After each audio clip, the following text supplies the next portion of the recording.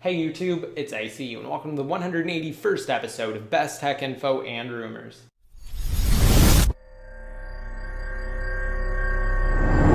Alright, to start off I wanted to talk about jailbreaking. So following last week's release of iOS 7.0.6 from Apple, which at first was thought to be a minor update, but in reality turned out to be a major SSL security upgrade for iOS in general, it was discovered that there's been a significant vulnerability in iOS that's been present for quite some time now, as far back as the release of iOS 7 and even before that. So 7.0.6 was Apple's solution to the problem, and in the company's haste to release the SSL update, they left all of the vulnerabilities exploited by the Evasion Untethered jailbreak unattended to. So Evasion does function on iOS 7.0.6, and actually following last week's episode of Best Tech Info and Rumors, the evaders updated their utility to version 1.0.6 for jailbreak 7.0.6 support. So naturally I did create an in-depth Untethered 7.0.6 jailbreak tutorial.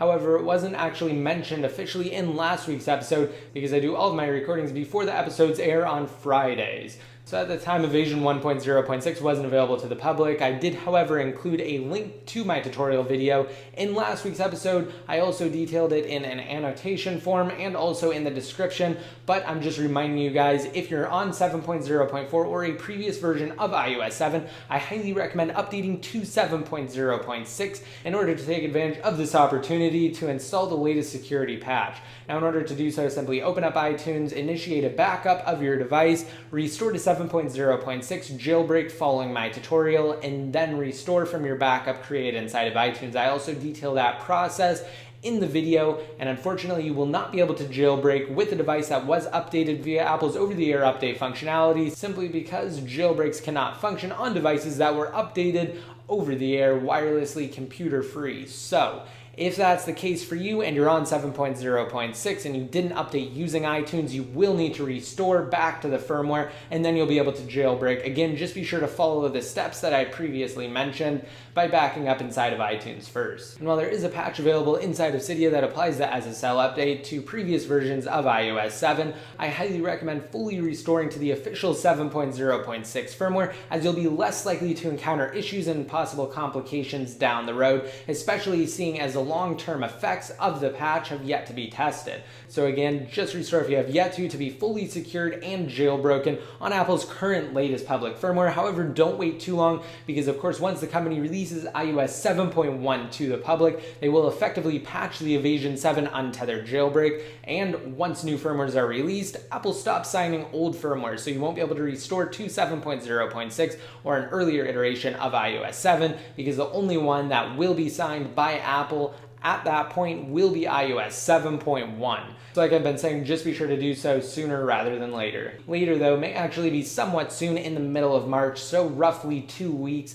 when Apple is rumored to release 7.1 to the public, and of course in turn patching the Evasion Untethered jailbreak. Now switching gears slightly to discuss another popular tech company, Samsung revealed the company's quote next big thing at their annual press conference in Barcelona, Spain. So that's right, the ever popular Galaxy smartphone line has received its yearly refresh. The company revealed its brand new Galaxy S5 flagship handset. So sure to be one of the top selling Android smartphones in 2014, this new S5 is a formidable foe for other devices in the mobile arena. Equipped with a 5.1-inch Super AMOLED 1920 by 1080 display and powered by both a 2.5 GHz quad-core processor and 2 GB of RAM, the S5 is guaranteed to be a smash hit amongst Android enthusiasts. The device also features a 3000 mAh battery, a 16 megapixel rear-facing camera, 2 megapixel front-facing camera, and thankfully the Galaxy S5 will be shipped with the latest iteration of Android, being 4.4 KitKat. Additionally, taking after Apple and the top-selling feature of the iPhone 5S, the Galaxy S5 has a biometric fingerprint sensor built directly into the device's home button. However, there are some differences with the fingerprint sensing home buttons, and I actually detail that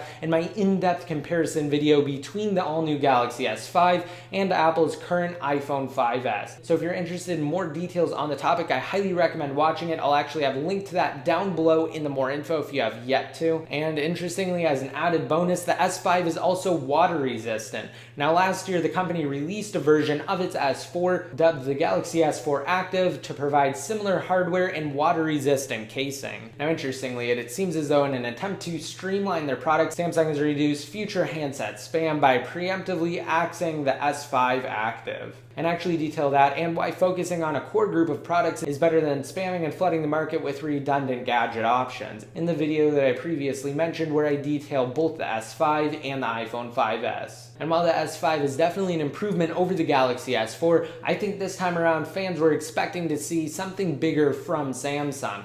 And what people have to realize is that big companies like Samsung and Apple don't revolutionize with every single one of their product refreshes. They simply can't do it. They wouldn't be able to generate enough profit if they did that every time, because of course they would run out of ideas and they'd run out of big innovations to incorporate into their products. So it seems as though this time, aside from offering a slightly bigger display than its predecessor, the S5 is mostly a minor and incremental update over the older and not even really close to being outdated Galaxy S4. Also, moving on, earlier this week I released my first official iOS app to Apple's App Store. If you're interested in downloading it, I will have a link detailing it down below in the more info, and I also go over why the app was released, the core concept behind it, why it was developed, and who I developed it with, being Marcus, who I've worked with on FreeAppLife previously. So if you guys are interested in that, and also my all-new Xbox One, PlayStation 4, and iPad Air giveaway that I'm holding around the app and centered entirely on the app, then just be sure to go to that video for complete entry details. Also, I just wanted to mention that Jailbreak Evasion, a site that I help manage, has undergone a change recently. The address has changed to jailbreakevasioninfo.com.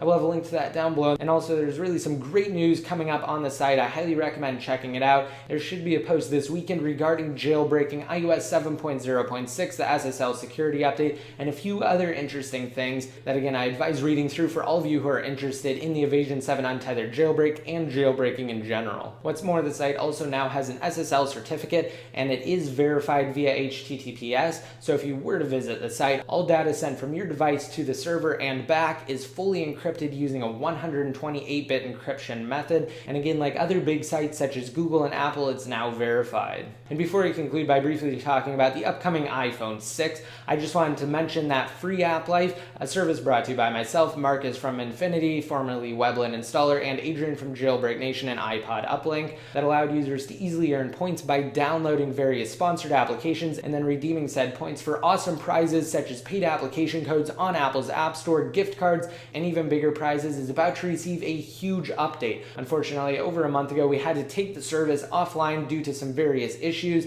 Well, now FreeAppLife has been rebuilt in a native iOS app form. I will have more details for you guys on that in the days to come. We're currently in testing stages now, and again, just be sure to stay tuned for when we relaunch FreeAppLife under version 3.0.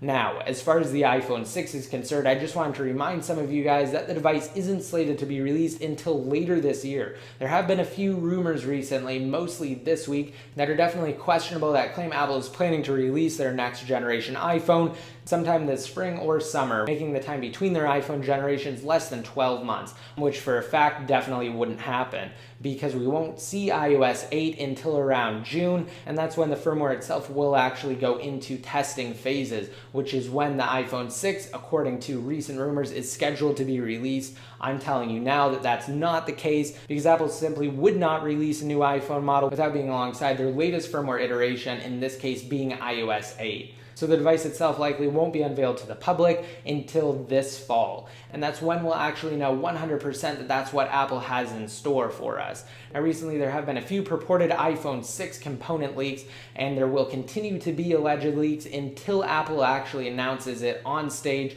most likely in San Francisco, California. And until they do that, nothing is confirmed. So I just wanted to remind you guys of that fact. And if you guys like this video and if you want a chance to enter to win a $100 Amazon gift card, just be sure to rate it up, hit that subscribe button to be notified every time I release new videos, and leave a relevant comment down below in the comment section. Once your comment's been posted, you'll be automatically entered to win. And if you don't know what to leave in the comment section, try answering the question of the day.